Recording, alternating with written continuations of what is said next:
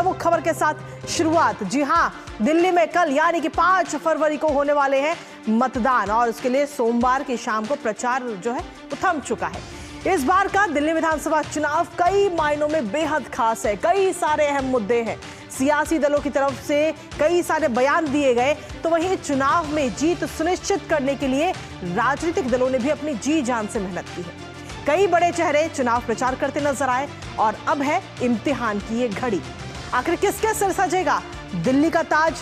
कौन होगा दिल्ली का बिग बॉस? ये तय करेगी दिल्ली की जनता। और दिल्ली में इस बार है त्रिकोणीय मुकाबला। सत्ताधारी दल आम आदमी पार्टी, भारतीय जनता पार्टी और कांग्रेस के बीच ये त्रिकोणीय मुकाबला है। तो वहीं कुछ सीटों पर निर्दलीय भी खूब जोर लगा रहे हैं। दरअसल आम आदमी पार्टी एक बार फिर से सत्ता में काबिज होने के दावे कर रही है, तो वहीं भारतीय जनता पार्टी 27 सालों का वनवास खत्म करने की जुगत में है। हालांकि कांग्रेस की अगर बात करें तो कांग्रेस अपने वजूद की लड़ाई इस बार लड़ रही है, क्योंकि पिछले 2 बार से चुनाव में कांग्रेस अपना खाता तक नहीं खोल पाई है। खैर, अब देखना यह होगा कि आखिर दिल्ली की जनता किसे सौंपेगी दिल्ली की ये चाबी। और इस सवाल का जवाब जानने के लिए करना होगा 8 फरवरी का हम सभी को इंतजार। करेंगे चर्चा, लेकिन उससे पहले आपको दिखाते हैं कि कल होने वाले मतदान की कैसी है दिल्ली में तैयारी। तो ये 3 तस्वीरें इस वक्त आपको दिखा रहे हैं किस तरीके से पुलिस इस वक्त मुस्तैद है, लगातार अभियान चलाया जा रहा है, लेकिन साथ ही एक मैसेज देने की भी कोशिश की जा रही है कि अगर आप दिल्ली में रहते हैं तो कल अपने घरों से बाहर निकल के मतदान जरूर कीजिएगा और लोकतंत्र के इस पर्व में अपनी भूमिका आप जरूर निभाइएगा। फिलहाल ये 3 तस्वीरें आपको दिखा रहे हैं जहां लगातार जो पोलिंग बूथ है, जहां पर मतदान होना है, वहां पर इस वक्त टीमें पहुंच रही हैं। पोलिंग बूथ के लिए टीमें रवाना हो रही हैं और पुलिस किस तरीके से जो फोर्स है वो किस तरीके से तैनात इस वक्त की गई है, सुरक्षा व्यवस्था, क्योंकि कहीं ना कहीं चाक चौबंद इस वक्त दिल्ली के अंदर है। कल सुबह से मतदान शुरू हो जाएगा, शाम तक ये मतदान चलेगा और उसके बाद में 8 तारीख को आएंगे नतीजे। लेकिन इसके साथ ही तैयारियों के साथ ही इस बार कितने उम्मीदवार चुनावी मैदान में है, एक बार उस पर भी नजर डालते हैं ग्राफिक्स के जरिए। तो इस बार अगर देखें तो वोटिंग के लिए खास इंतजाम किए गए हैं। दिव्यांगजनों को पोलिंग बूथ जाने की जरूरत नहीं है, क्योंकि घर पे ही जो टीम है वो वहां पर पहुंचेगी। खासतौर पर 85 साल से ऊपर के बुजुर्गों के लिए मतदान की विशेष सुविधा इस बार चुनाव आयोग की तरफ से रखी गई है। वो घर बैठे ही अपना मतदान कर सकते हैं। घर पे ही पोलिंग पार्टियां जो हैं वो उनके घर जाएंगी, वहां से उनका मतदान कराएंगी। पोलिंग बूथ पर मौजूद वॉलंटियर्स इस पूरे जो चीजें हैं उसमें हेल्प करते हुए नजर आएंगे। दिव्यांगजनों को पोलिंग बूथ पर जाने की जरूरत नहीं होगी। तो ये बेहद ही खास इंतजाम इस बार वोटिंग के लिए किए गए हैं, खासतौर से दिल्ली की जनता के लिए, जिसमें अगर हम देखें तो 85 साल से ऊपर के जो बुजुर्ग हैं उनके लिए खास व्यवस्था की गई है। लेकिन अब अगर देखा जाए तो अब बारी है दिल्ली की जनता की। आखिर अब दिल्ली की जनता बिग बॉस किसको चुनती है, क्योंकि दिल्ली में 70 विधानसभा सीटें हैं और 70 की 70 सीटों पर इस बार मतदान होना है। और अगर इसमें देखा जाए तो बिग बॉस कौन होगा ये तय करना है अब आपको, यानी कि दिल्ली की जनता को। हालांकि बीजेपी की तरफ से अगर हम देखें तो 68 कैंडिडेट इस बार चुनावी मैदान में है। भारतीय जनता पार्टी ने 68 सीटों पर अपने चुनावी मैदान में उतारे हैं। इसके साथ ही अगर बीजेपी ने 2 सीटें जो हैं वो सहयोगी पार्टियों को भी दी हैं।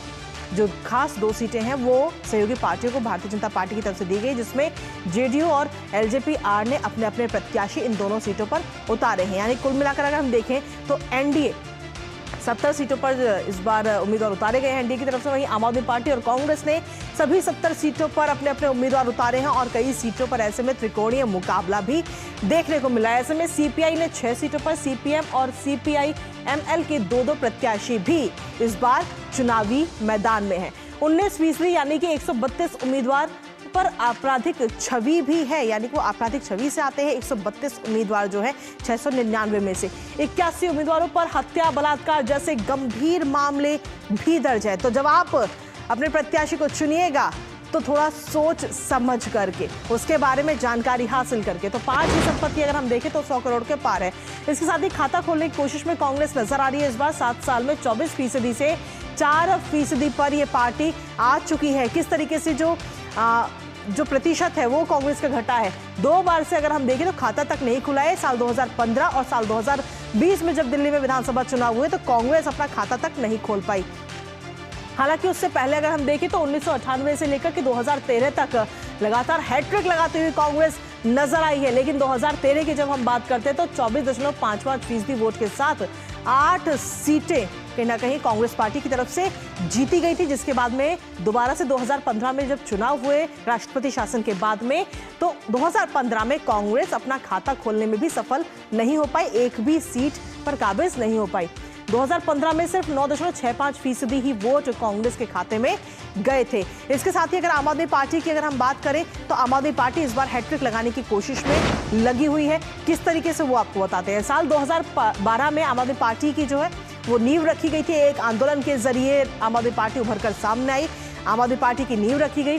साल 2013 में जब चुनाव हुए तो 29% वोट आम आदमी पार्टी को उस दौरान मिले थे, 2013 की बात कर रहे हैं। लेकिन उसके बाद में क्योंकि सीटें पूरी नहीं थी, जिसके बाद में कांग्रेस के साथ मिलकर के सत्ता बनाई, लेकिन ये सरकार मात्र 49 दिन ही चल सकी।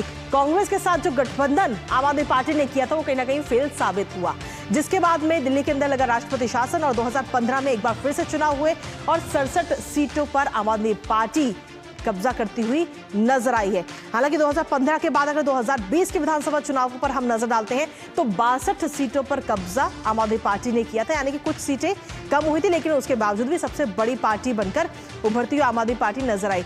इसके साथ ही ये तो बात रही आम आदमी पार्टी और कांग्रेस की। अब बात बीजेपी की करते हैं कि आखिर क्या बीजेपी का 28 सालों का जो पूरा सफर अगर हम देखें तो जो वनवास है वो क्या वो खत्म होगा। 2013 की अगर हम देखें तो सबसे बड़ी पार्टी बनकर भारतीय जनता पार्टी दिल्ली के अंदर उभरी, 31 सीटों पर परचम लहराया था, लेकिन क्योंकि जादुई आंकड़ा है 36, सत्ता में आने के लिए आपको 36 सीटें चाहिए होती हैं, लेकिन बीजेपी के पास 31 सीटें थी।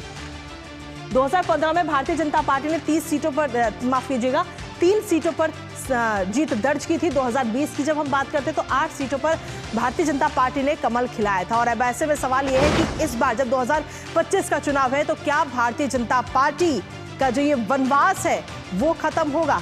सीधा रुख करते हैं इस वक्त हमारे संवाददाता का, धीरज का, जो लगातार दिल्ली चुनावों पर कवरेज कर रहे हैं, जमीनी स्तर पर उतर करके लोगों के बीच में जाकर के तमाम जानकारियां हम तक पहुंचाते हैं।